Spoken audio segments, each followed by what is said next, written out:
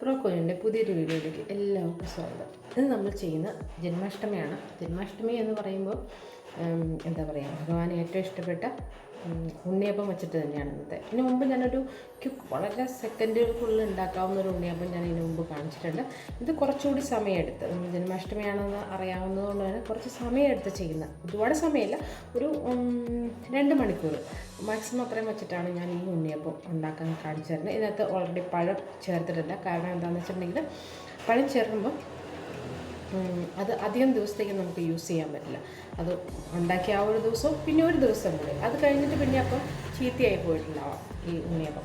പക്ഷേ പഴം ചേർക്കാതെ ഇരിക്കുകയാണെങ്കിൽ കുറച്ച് ദിവസങ്ങൾ കൂടി നമുക്കത് യൂസ് ചെയ്യാൻ പറ്റും. അപ്പോൾ അതുകൊണ്ട് പഴമില്ലാതെ നമ്മൾ ഉണ്ടാക്കുന്ന ഒരു ഉണ്ണിയപ്പം, എന്താ പറയുക, നമ്മുടെ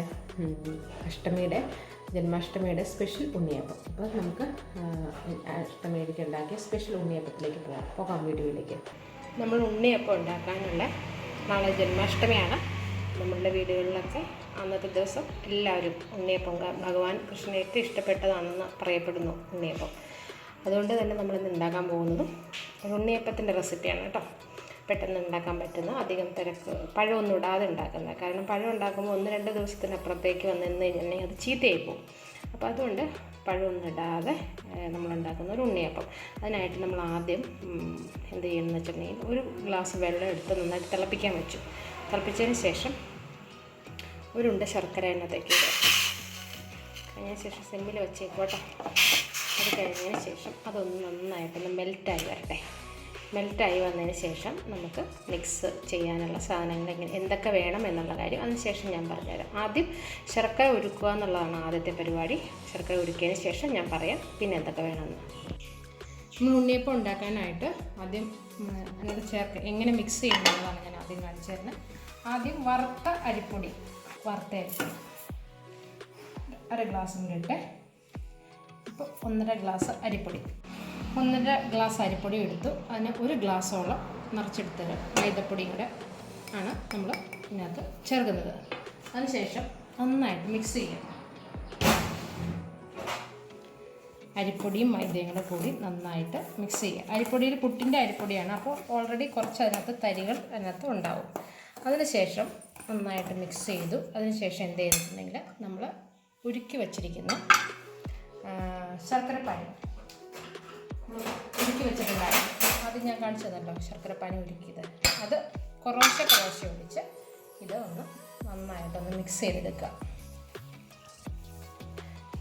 ഇളം ചൂടുള്ളൂ, അധികം ചൂടില്ല, ഇളം ചൂടേ ഉള്ളൂ. ഇളം ചൂടിൽ നന്നായിട്ട് എല്ലായിടത്തും എത്താൻ പാകത്തിന് കുറേശ്ശെ ശർക്കരപ്പാനി കുറേശ്ശെ എടുത്താണ് മിക്സ് ചെയ്യാവുള്ളൂ. എല്ലാം കൂടി ഒരുമിച്ചിട്ട് മിക്സ് ചെയ്യരുത്. കുറേശ്ശെ എടുത്ത് ഒന്ന് മിക്സ് ചെയ്ത് എടുക്കുക. കാരണം നമുക്കൊരു ഇഡലി ബാറ്ററിൻ്റെ പരുവത്തിലാണ് നമുക്ക് ഇത് വേണ്ടത്. കുറച്ചുകൂടി ആവാം.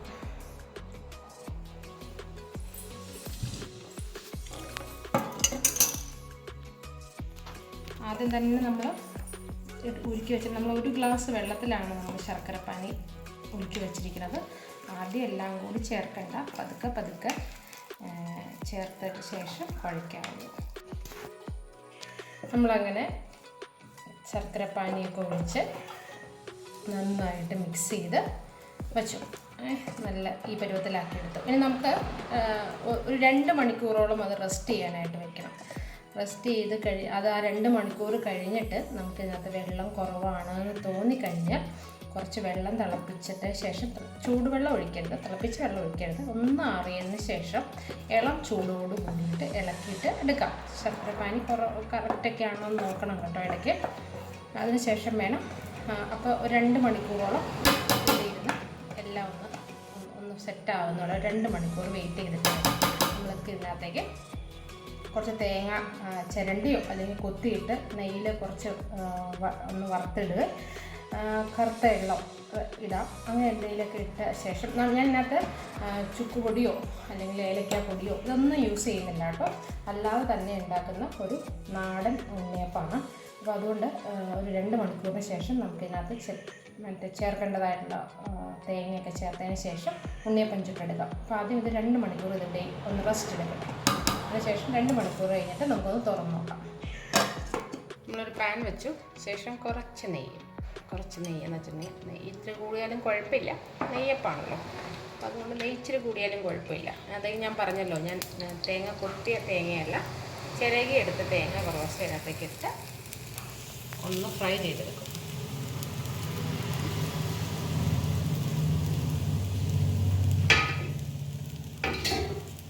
അതിനുശേഷം അതിനുശേഷം നന്നായിട്ട് ഇളക്കി കൊടുക്കുക. കൈ വിടാതെ ഇളക്കിക്കൊണ്ടിരിക്കണം കേട്ടോ, അല്ലെങ്കിൽ എന്താ പ്രശ്നം എന്ന് വെച്ചിട്ടുണ്ടെങ്കിൽ ഇരുമ്പിൻ്റെ ചട്ടിയാണേ. അതുകൊണ്ട് തന്നെ പെട്ടെന്ന് അത് എന്തിൻ്റെ നോൺ സ്റ്റിക്കിൻ്റെ എന്ന് വെച്ചാലും നമ്മൾ ഇളക്കിക്കൊണ്ടിരുന്നില്ലെങ്കിൽ അടിയിൽ കളർ ചേഞ്ച് വരും. അതുകൊണ്ട് ഇളക്കിക്കൊണ്ടേയിരിക്കുക. ഒരു ഗോൾഡൻ കളർ വരുന്നോടം വരെ ഇളക്കി നമ്മളതിനകത്ത് എന്നിട്ട് ഇതാണ് നമ്മൾ നെയ്യപ്പത്തിലേക്ക് ചേർക്കുന്നത്. സാധാരണ നമ്മൾ തേങ്ങ കൊത്തിയതിന് ശേഷം വറുത്തിടുകയാണ് ചെയ്യുന്നത്. നിങ്ങളുടെ കയ്യിൽ, എൻ്റെ കയ്യിൽ നിന്ന് എള്ളില്ല, കറുത്ത എള്ള്. നിങ്ങളുടെ കയ്യിൽ എള്ളുണ്ടെങ്കിൽ ഒന്നുകിൽ കറുത്ത എള്ള് പുറത്തുനിന്ന് മേടിച്ചതാണ്, നന്നായി കഴുകി ഈ നെയ്യപ്പത്തിലേക്ക് ആഡ് ചെയ്യാം. അല്ല എന്നുണ്ടെങ്കിൽ നമ്മൾ ഈ തേങ്ങ വറുക്കുന്നത് പോലെ ഇത്രയൊന്നും വറക്കണ്ട, ജസ്റ്റ് ഒന്ന് ഫ്രൈ ചെയ്തതിന് ശേഷം ഈ നമ്മുടെ മാവിലേക്ക് ഇട്ടാൽ അതൊരു ഭംഗിയാണ്. ഇടയ്ക്ക് ഉണ്ണിയപ്പത്തിൽ ഇങ്ങനെ കറുത്ത കളറിൽ ഇരിക്കുന്നതാണ്, നല്ല ഭംഗിയാണ്. വേണമെങ്കിൽ അത് ചേർക്കാം. അപ്പോൾ 2 ഓപ്ഷൻ എൻ്റെ ഇരുന്ന് ഇതില്ല, എള്ളില്ല, അതുകൊണ്ട് തന്നെ എള്ള് ഞാൻ ചേർക്കുന്നില്ല. നിങ്ങളുടെ കയ്യിലുണ്ടെങ്കിൽ നിങ്ങൾക്ക് ചേർക്കാം കേട്ടോ, അത് ഓപ്ഷനിലാണ്. അത് പ്രത്യേകിച്ച് ടേസ്റ്റിൻ്റെ അല്ല, കാണാനുള്ള ഭംഗിക്കാണ് അതിടുന്നത്, അല്ലാതെ എള്ളിട്ട് കഴിഞ്ഞിട്ടുണ്ടെങ്കിൽ ടേസ്റ്റ് കൂടുന്നൊന്നുമില്ല.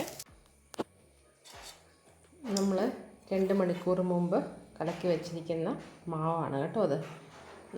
ഞാൻ കാണിച്ചു തന്നായിരുന്നല്ലോ എങ്ങനെ മിക്സ് ചെയ്ത് ഇത്രയും തരത്തിലാണ് ഇരിക്കുന്നത്. ഇത്രയും ലൂസുണ്ട്. ഇത് മതി നമ്മുടെ നെയ്യപ്പം ഉണ്ടാക്കാനായിട്ട്. അതാ നിങ്ങളുടെ മാവ് കുറച്ചുകൂടി കട്ടി കൂടി ഇരിക്കുകയാണെങ്കിൽ, കട്ടി കൂടുതലാണെന്ന് തോന്നിക്കഴിഞ്ഞാൽ ഞാൻ പറഞ്ഞല്ലോ, കുറച്ച് വെള്ളം തിളപ്പിച്ചിട്ട് അതൊന്ന് ജസ്റ്റ് ഒന്ന് തണുപ്പിച്ചതിന് ശേഷം, അത്ര ചൂടോടെ കോരി ഒഴിക്കരുത്, ചെറുതായിട്ടൊന്ന് തണുത്തതിന് ശേഷം നമുക്കത് ഒഴിച്ച് അത് ഈ പരുവത്തിൽ, ഒരു ഇഡ്ഡലി മാവിൻ്റെ പരുവത്തിലാക്കിയെടുക്കണം. കണ്ടോ, അതിനകത്ത് കുറച്ച് തരിയുണ്ട്. ഇച്ചിരി തരി വേണം എപ്പോഴും ഉണ്ണിയപ്പത്തിന്.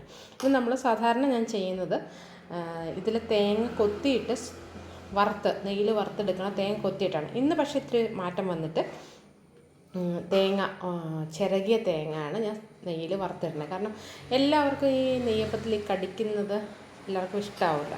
അപ്പോൾ തേങ്ങ ചിരകിയതാണെങ്കിൽ നെയ്യപ്പത്തിൽ ചേർക്കുമ്പോൾ നമ്മൾ അറിയില്ല അത് കഴിക്കുന്നത്, അതിനകത്ത് തേങ്ങ ഇട്ടിട്ടുണ്ടെന്ന് പോലും. അപ്പോൾ അതുകൊണ്ട് നമ്മൾ തേങ്ങ ചിരണ്ടി നെയ്യിൽ വറുത്തതിന് ശേഷമാണ് നമ്മൾ ഇതിനകത്ത് ഇടാൻ പോകുന്നത്. തേങ്ങ നന്നായിട്ട് ഗോൾഡൻ കളറിൽ നെയ്യിൽ വറുത്ത് അതിന് ശേഷം ഇതിനകത്തേക്ക് നമ്മൾ ആഡ് ചെയ്തു, നമ്മൾ ഉണ്ടാക്കി വെച്ച ബാറ്ററിലേക്ക് ആഡ് ചെയ്തു ശേഷം ഇത് നന്നായിട്ട് ഇളക്കുക. അപ്പോൾ എന്താണെന്ന് വെച്ചിട്ടുണ്ടെങ്കിൽ എല്ലായിടത്തേക്കും തേങ്ങയുടെ ടേസ്റ്റ് ചെല്ലാൻ വേണ്ടിയിട്ടാണ്. ഈ സമയത്ത് ഞാൻ പറഞ്ഞു നിങ്ങളോട്, എള്ള് നിങ്ങളുടെ കയ്യിൽ അവൈലബിൾ ആണെങ്കിൽ കുറച്ച് കറുത്ത എള്ള് കൂടി ഇട്ടാൽ കാണാനൊരു ലുക്ക് ഉണ്ടാവും. അത് നിങ്ങളുടെ ചോയ്സാണ്, കയ്യിലുണ്ടെങ്കിൽ ഇടുക. ഇപ്പം എനിക്കത് എൻ്റെ കയ്യിൽ ഇല്ലാത്തത് കൊണ്ട് ഞാനത് ഇടുന്നില്ല. എള്ളില്ല എന്ന് കരുതിക്കൊണ്ട് ആരും ഉണ്ണിയപ്പം ഉണ്ടാക്കാതിരിക്കരുത്. ആക്ച്വലി എനിക്ക് തോന്നുന്നു ഈ ജന്മാഷ്ടമിയുടെ സമയത്ത് എല്ലാ വീടുകളിലും, പ്രത്യേകിച്ച് ആൺകുട്ടികളുള്ള അമ്മമാർ, കൃഷ്ണന്മാരുള്ള അമ്മമാർ എല്ലാവരും വീട്ടിൽ ഇങ്ങനെ ഉണ്ണിയപ്പം ഉണ്ടാക്കുന്നുള്ളതാണ് ഒരു രീതി. അപ്പോൾ അതുകൊണ്ട് നമുക്കും ആ രീതിയിൽ തന്നെ പോകാം. കോവിഡാണ്, വേറെ കുറേ പ്രശ്നങ്ങളുണ്ട്, നമുക്ക് അമ്പലത്തിൽ പോകാനോ ബാക്കിയുള്ള കാര്യങ്ങൾക്കൊക്കെ ഒരുപാട് റെസ്ട്രിക്ഷൻസ് ഉണ്ടെങ്കിലും ഇതൊന്നും ഉണ്ടാക്കുന്നതിന് നമുക്ക് പ്രശ്നമില്ലല്ലോ. അപ്പോൾ നമുക്ക് എല്ലാം ഇനിയിപ്പോൾ നമുക്ക് എന്ത് ചെയ്യാന്ന് വെച്ചിട്ടുണ്ടെങ്കിൽ ഉണ്ണിയപ്പച്ചട്ടി വെച്ച് എണ്ണ ഒഴിച്ച് അതിനകത്ത് കുറേശ്ശെ ഒഴിച്ച് ചുട്ടെടുക്കുക. അതാണ് ഇനി അടുത്ത പരിപാടി. എണ്ണ നന്നായിട്ട് ചൂടായിട്ടുണ്ട്. ഇനി നമ്മൾ ഓരോ കുഴിയിലൂടെയും ഓരോ സ്പൂൺ മാവ് ഒഴിക്കണം. ഒരു മാവ് ഒഴിച്ചാൽ മതി, കാരണം അത് പൊങ്ങി വരാനുള്ള ചാൻസ് ഉണ്ട്. അപ്പോൾ അതുകൊണ്ട് തന്നെ ഒരു സ്പൂൺ വെച്ച് എല്ലാ കുഴികളിലും ഒഴിച്ച് വെച്ച് എടുത്ത് വേവിച്ചെടുക്കാം. ഫ്ലെയിം അധികം കൂട്ടുകയും ചെയ്യരുത്, അധികം കുറയ്ക്കുകയും ചെയ്യരുത്. മീഡിയം ഫ്ലെയിമിലായിരിക്കണം നമ്മളുടെ ഗ്യാസ് ബർണർ വേണ്ടത്. കാരണം എന്താണെന്ന് വെച്ചിട്ടുണ്ടെങ്കിൽ പെട്ടെന്ന് അത് ഹൈ ഫ്ലെയിമിൽ ഇട്ട് കഴിഞ്ഞിട്ടുണ്ടെങ്കിൽ അതിൻ്റെ അകം വേവാതെ പുറം മാത്രം വേവും. അധികം കുറച്ചിട്ട് കഴിഞ്ഞാൽ ഒത്തിരി താമസം എടുക്കും, എണ്ണ കുടിക്കാനും തുടങ്ങും. അപ്പോൾ അതുകൊണ്ട് ഇത് രണ്ടും ശ്രദ്ധിച്ച് വേണം നമ്മൾ ഇത് ചെയ്യാനായിട്ട്, നോക്കാനായിട്ട്. ഒരു സൈഡ് ഒരു കുറച്ച് നേരം ആയിട്ടുണ്ട്, ഒരു 5 മിനിറ്റോളം എത്തിയിട്ടുണ്ട്. നമുക്കൊന്ന് ഒരു ഭാഗം ഒന്ന് മറിച്ചിട്ട് കൊടുക്കാം. നമ്മൾ ഒരു പ്രാവശ്യം എടുത്ത് മറിക്കാനുള്ള പാടേ ഉള്ളൂ കേട്ടോ. അത് അടുത്ത പ്രാവശ്യം ആകുമ്പോഴത്തേനും അതൊക്കെ പെട്ടെന്ന് തന്നെ ഓട്ടോമാറ്റിക്ക് തിരിഞ്ഞ് വന്നോളൂ.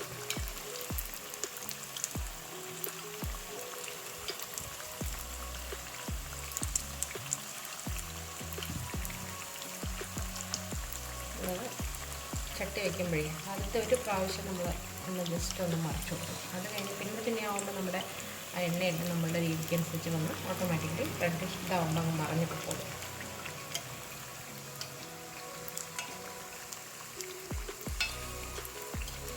അപ്പുറത്തെ സൈഡുകൾ ഇതുപോലെ റെഡിഷ് കളറായി കഴിഞ്ഞാൽ ഒരുപാട് കറുക്കണ്ട. കാരണം ഉണ്ണിയപ്പത്തിനൊരു ചുമന്ന കളറാണ് ഉള്ളത്, കറുത്ത കളറിലല്ലല്ലോ ഉണ്ണിയപ്പം. അത് കാരണം ഒന്നൊന്ന് ചുമന്ന് കഴിയുമ്പോൾ ആ സൈഡുകളൊന്ന് ചുമന്ന് കഴിയുമ്പോൾ ഗോൾഡൻ കളറായി കഴിയുമ്പോൾ നമ്മൾ മാറ്റിയെടുക്കുന്നു. അങ്ങനെ നമ്മൾ ആദ്യത്തെ നെയ്യപ്പം ചുട്ടെടുത്തു. ഇനി അതുപോലെ തന്നെ രണ്ടാമത്തെ തവണ ഇതുപോലെ നമുക്ക് എത്രത്തോളം മാവുണ്ടോ അതിനനുസരിച്ചിട്ട് മാവ് പതുക്കെ കോരി ഒഴിച്ച് ഇത് എപ്പോഴും ശ്രദ്ധിക്കണം. നമ്മൾ മാവ് ഒഴിക്കുമ്പോൾ ഹൈ ഫ്ലെയിമിൽ വെച്ചിട്ട് മാവ് ഒഴിക്കണം. കാരണം അത് തണുത്ത് കഴിഞ്ഞ് കഴിഞ്ഞാൽ പെട്ടെന്ന് എണ്ണ കുടിക്കാനുള്ള ചാൻസ് ഉണ്ട്. അപ്പോൾ അതുകൊണ്ട് ഹൈ ഫ്ലെയിമിൽ വെച്ചതിന് ശേഷം നമ്മൾ മാവ് ഒഴിച്ച് കഴിഞ്ഞതിന് ശേഷമാണ് അത് മീഡിയത്തിലേക്ക് മാറ്റുന്നത്, പതുക്കെ വേവാനായിട്ട്. അത് കഴിഞ്ഞ് വെന്തൊന്ന് കഴിഞ്ഞ് കഴിഞ്ഞാൽ അപ്പം തന്നെ അത് ലോ ഫ്ലെയിമിലാക്കണം. അത് നമ്മൾ എടുക്കുമ്പോഴത്തേക്കും, അല്ലെങ്കിൽ എന്താ പ്രശ്നം നമ്മൾ എടുക്കുമ്പോഴത്തേക്കും അത് പിന്നെ റെഡിഷ് കളറാവും അല്ലെങ്കിൽ ബ്രൗണിഷ് കളറാവും. അപ്പോൾ അതുകൊണ്ട് ആ ഒരു കളറിലേക്ക് വന്ന് അപ്പം തന്നെ അത് സിമ്മിലേക്ക് ആക്കി എടുത്തതിന് ശേഷമാണ് പിന്നെ നമ്മളത് എടുക്കുന്നത്. അപ്പോൾ ഈ 3 നമ്മളെപ്പോഴും ഇത് എന്താ പറയുക, ഈ ലൈറ്റല്ല ഈ ഫ്ലെയിം എപ്പോഴും കൺട്രോൾ ചെയ്തുകൊണ്ടിരിക്കണം. അതിനകത്ത് നമ്മൾ എപ്പോഴും ഒരേ ഫ്ലെയിമിൽ തന്നെ ഇട്ടിരുന്നാൽ കളഞ്ഞു പോവും.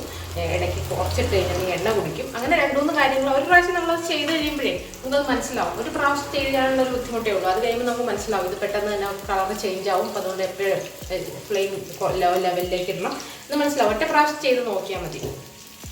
അങ്ങനെ വേണ്ടോ ആദ്യത്തെ പ്രാവശ്യം അത് മറഞ്ഞു വരാൻ ഒരു ചെറിയൊരു പാടുണ്ടായിരുന്നു. കാരണം എന്താ ആ പാത്രം ഒന്ന് മയങ്ങി കിട്ടാനുള്ളൊരു താമസം.